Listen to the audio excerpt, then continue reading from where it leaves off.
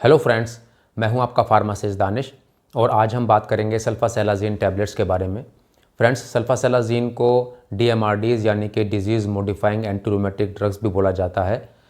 इसको डब्ल्यूएचओ ने essential medicine list में रखा हुआ है। तो आज हम सल्फासेलाज़िन टैबलेट्स के यूजेस, इसके कुछ फेमस कुछ पॉपुलर ब्रांड्स, इसकी अवेलेबल स्ट्रेंथ, किस तरह से काम करती है, इसकी डोज क्या होती है, इसको यूज़ करने से क्या क्या साइड इफ़ेक्ट्स हो सकते हैं, इसको यूज़ करते समय हमें किन किन बातों की सावधानियां रखनी चाहिए और इसकी ड्रग इंटरेक्शंस यानी कि ये टैबलेट किन किन दूसरी मेडिसिन से इंटरेक्ट करती है, इस बारे में बात करेंगे। तो चलिए फ्रेंड्स, स्टार्ट करते हैं। सबसे पहले बात करें सल्फासेलाज़िन टैबलेट्स की अवेलेबल स्ट्रेंथ के बारे में। तो इसकी दो स्ट्रेंथ आती हैं, एक 500 mg की टैबलेट आती है, एक 1000 mg की टैबलेट आती है। बात करें इसके कुछ फेमस कुछ पॉपुलर ब्रांड्स की, तो ये सास के नाम से आती है जो कि इप्का कंपनी का ब्रांड है, साजो के नाम से आती है जो कि वालेस कंपनी का ब्रांड है, सेलाज़ार के नाम से भी आती है जो कि ज़ायडस कैडिला कंपनी का ब्रांड है। ये इसके कुछ फेमस कुछ पॉपुलर ब्रांड्स हैं। इसके अलावा इसके और भी काफ़ी ब्रांड्स मार्केट में अवेलेबल हैं। बात करें सल्फासेलाज़िन टैबलेट्स के यूजेस की, तो इस टैबलेट को रूमेटॉइड आर्थराइटिस के ट्रीटमेंट में यूज़ किया जाता है। रूमेटॉइड आर्थराइटिस ये एक क्रोनिक इन्फ्लेमेटरी जॉइंट डिसऑर्डर होता है। इसमें बॉडी के कुछ स्पेसिफिक जॉइंट्स जैसे कि हाथों के, पैरों के जोड़, कलाई या घुटनों पर सूजन आ जाती है, उनमें दर्द रहता है, उनमें जकड़न आ जाती है। और रूमेटॉइड आर्थराइटिस ये एक ऑटोइम्यून डिजीज़ होती है।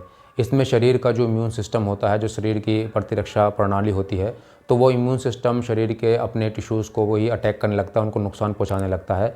तो इसको ही रूमेटॉइड आर्थराइटिस बोलते हैं। इसके ट्रीटमेंट में सल्फासेलाज़िन टैबलेट्स को काफ़ी ज़्यादा यूज़ किया जाता है और ये रूमेटॉइड आर्थराइटिस के ट्रीटमेंट में एक फर्स्ट लाइन मेडिसिन है। इसके अलावा सल्फासेलाज़िन टैबलेट्स को इन्फ्लेमेटरी बाउल डिजीज़ के ट्रीटमेंट में भी यूज़ किया जाता है। और इन्फ्लेमेटरी बाउल डिजीज़ में दो तरह की बीमारी आती हैं, एक अल्सरेटिव कोलाइटिस आती है, दूसरी क्रोन डिजीज़ आती है। जो अल्सरेटिव कोलाइटिस डिसऑर्डर होता है, बीमारी होती है, ये कोलन की यानी कि बड़ी आंत की बीमारी होती है। इसमें बड़ी आंत में सूजन आ जाती है, उसकी इनर लाइनिंग में अल्सर्स बन जाते हैं, जिस कारण पेशेंट को पेट में दर्द रहता है, डायरिया रहता है और कभी कभी पेशेंट को स्टूल के साथ ब्लड भी आता है, पेशेंट को रेक्टल ब्लीडिंग भी होती है।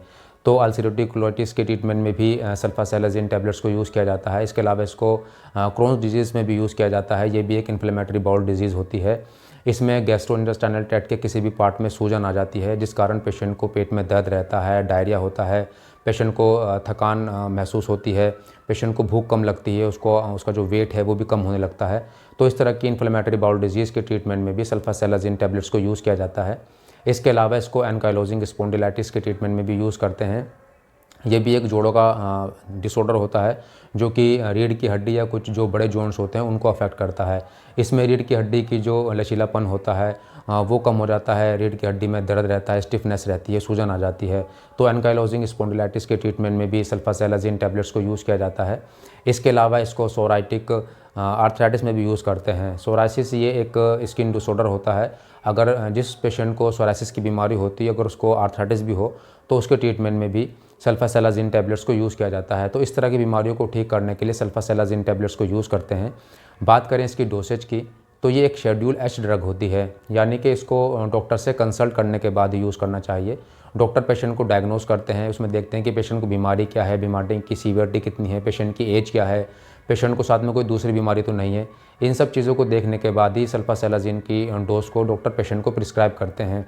इसकी जो पेशेंट में, एडल्ट पेशेंट में जो जनरली डोज होती है वो 1 ग्राम से लेकर 3 ग्राम टैबलेट को दिन में दिया जाता है, यानी कि 1 ग्राम से लेकर 3 ग्राम की इसकी डोज दी जाती है और उसको दिन में 2 या 3 डोज में डिवाइड कर कर देते हैं। इसको हमेशा खाना खाने के बाद पानी से ही दिया जाता है।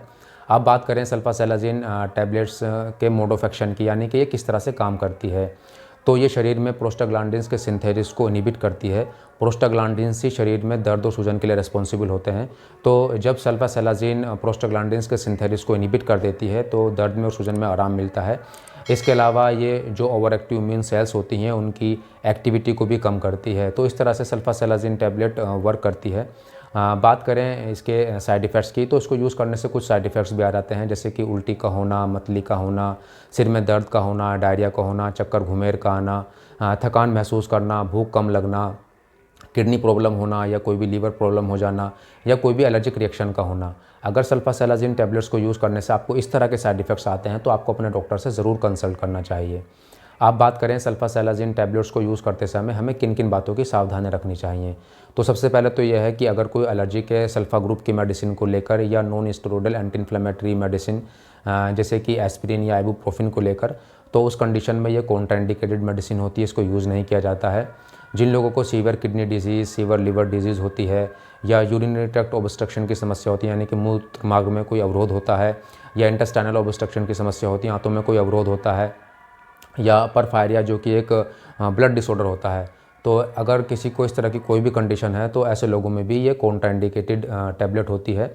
इसके अलावा जिन लोगों को कोई हार्ट डिजीज़ होती है, कोई लंग डिजीज़ जैसे कि अस्थमा होता है, ऐसे लोगों को भी इस टैबलेट को डॉक्टर से कंसल्ट करने के बाद ही यूज़ करना चाहिए। प्रेगनेंसी के टाइम पर, लैक्टेशन के टाइम पर भी इस टैबलेट को डॉक्टर से कंसल्ट करने के बाद ही यूज़ करना चाहिए, और इस टैबलेट को लेते समय अल्कोहल को अवॉइड करना चाहिए। तो सल्फासेलाज़िन टैबलेट्स को यूज़ करते समय हमें इन बातों की सावधानी रखनी चाहिए। आप बात करें सल्फासेलाज़िन टैबलेट की ड्रग इंटरेक्शंस की, तो ये कुछ मेडिसिन से इंटरेक्ट भी करती है, जैसे कि metformin, glipizide, folic acid, digoxin, methotrexate, mercaptopurine, azathioprine, isoniazid. अगर आप इसमें से किसी भी तरह की कोई भी मेडिसिन यूज़ कर रहे हैं तो उसके बारे में आप अपने डॉक्टर को ज़रूर बताएं। तो फ्रेंड्स, आज की वीडियो में इतना ही। अगर आपको मेरा वीडियो अच्छा लगा है तो मेरी वीडियो को लाइक करें, शेयर करें और मेरे चैनल क्रिएटिव हेल्थ केयर को सब्सक्राइब करें। Thank you friends.